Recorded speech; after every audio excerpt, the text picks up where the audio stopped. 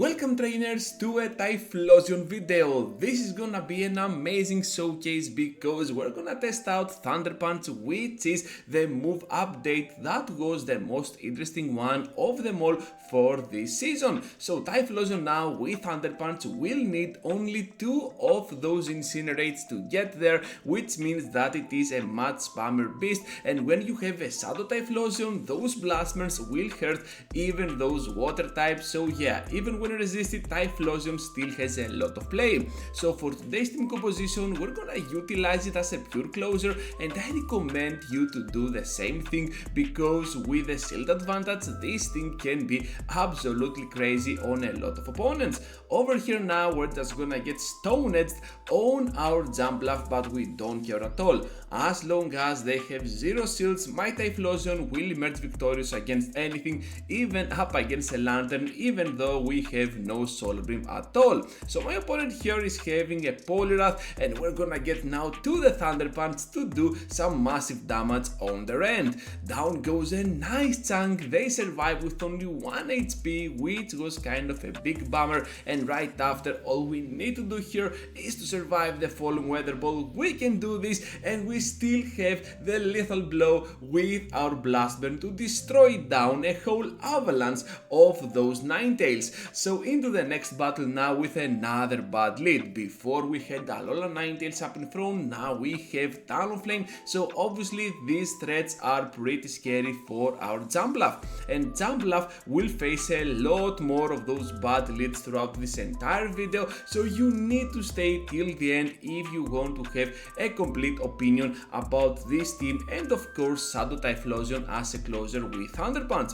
Anyways, Cresselia will eventually take us out, but once again, what you need with this team, and especially when you're using a Typhlosion on Shadow mode, is to get that shield advantage. With that in mind, you can sweep pretty much anything, and of course the remaining shields of the opponent. Over here now, we can return into the battle with our Jumpluff. We have already taken out of the way both of them shields, and I'm just gonna keep my own shields for that Talonflame because as it seems they are farming us down, and we need the max amount of energy in the process. So here comes now another RLS to drop them severely low, and now Typhlosion gets the chance to block the move and completely farm down with the Shadow Incinerates. Down goes Typhlosion. All we need here is 1 more Incinerate. We got it, and of course Blast Burn to finish off the job because whatever HP this Annihilate is having, we're just gonna burn it down to ashes.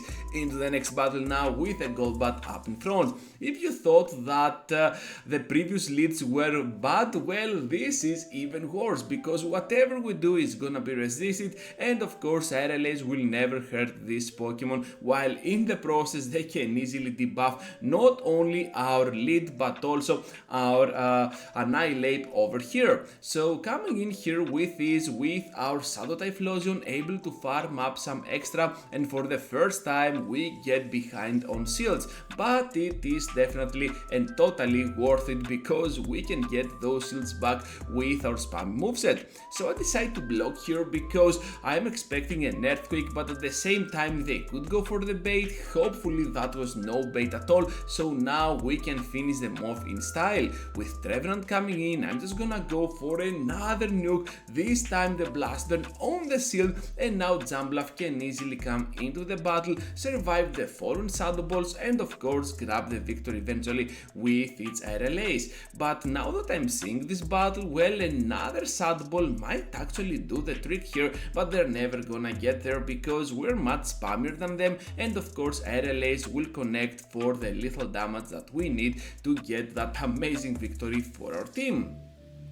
Into the next battle with another bad lead. Well, so many bad leads, and this one is a flyer as well. So Altaria is gonna be weak to our Fairy Winds, but Fairy Wind is not that great offensively. The main asset of this fast attack is gonna be the energy gain, so you have to think about that when facing dragon types up in front. And obviously the backline is not that strong against dragons, but hopefully here we get the shield out of play. This means now that by blocking just once, we might be in the perfect position to completely farm down a whole blast burn worth of energy. They switch out to Lantern hoping to catch I don't know what, but we know much better. Now Annihilate will come into the game and of course gonna keep going at it with a Shadow Ball. What we need to do here is to grab that final shield out of play, do as much damage as possible, and now that we have a double blast burn, you already know that the volcano is coming up.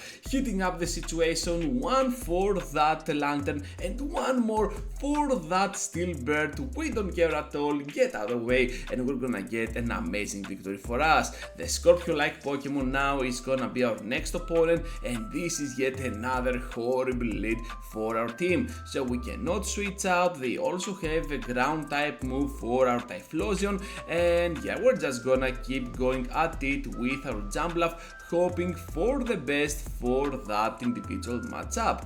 Hopefully here they get a lot of damage on the Gligar, but no shields have popped up yet. I need to start blocking whatever move they throw here, but hopefully we have farmed up one Incinerate which can come in clutch over the next Pokemon. However, they end up having a Lantern which is not the ideal scenario for us, especially now that we do not have the perfect alignment on our side, and now with the Annihilate of their own at the back, we might be in a pickle. We need both of them shields out of play as soon as possible or that Annihilate down, but my opponent definitely knows what they were doing, so they're gonna overfarm a lot here. We need to respect the damage even from the Night Slash, and by farming up a ton of energy here, we need to start throwing at their side.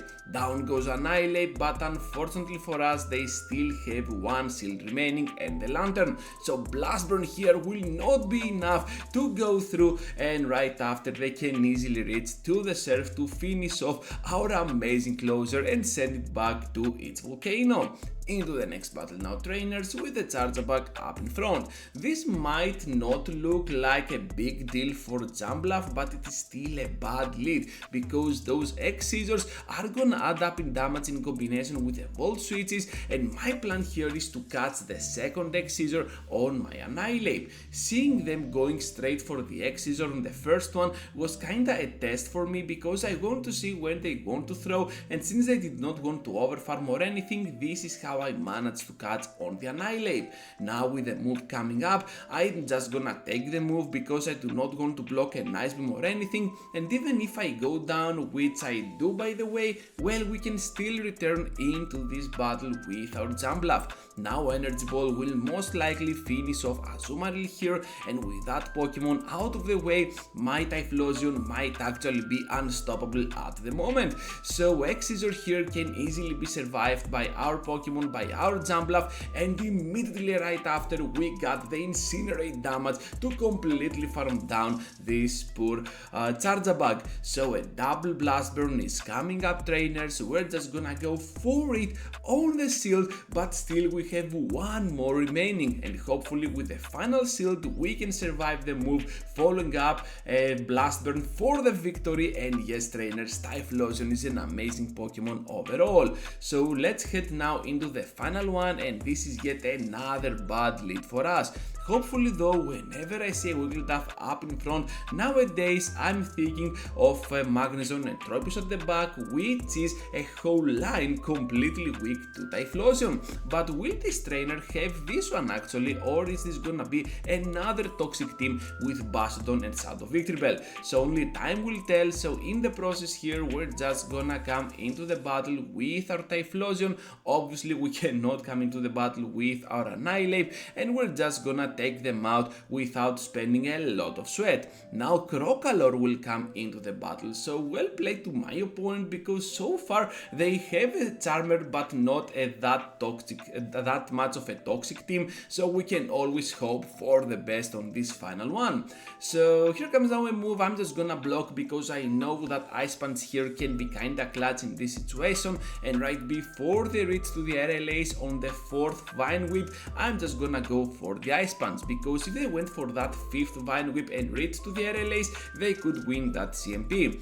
Nevertheless, we're gonna take the victory anyways, so here comes now an amazing blast from Shadow Ball to give us the final win for this video. That is gonna be all for today, trainers. Thank you for watching, for sticking around with me till the end. It really means a lot for my channel. Before you go, leave a huge like, subscribe to the channel, and I hope to see you all into the next one.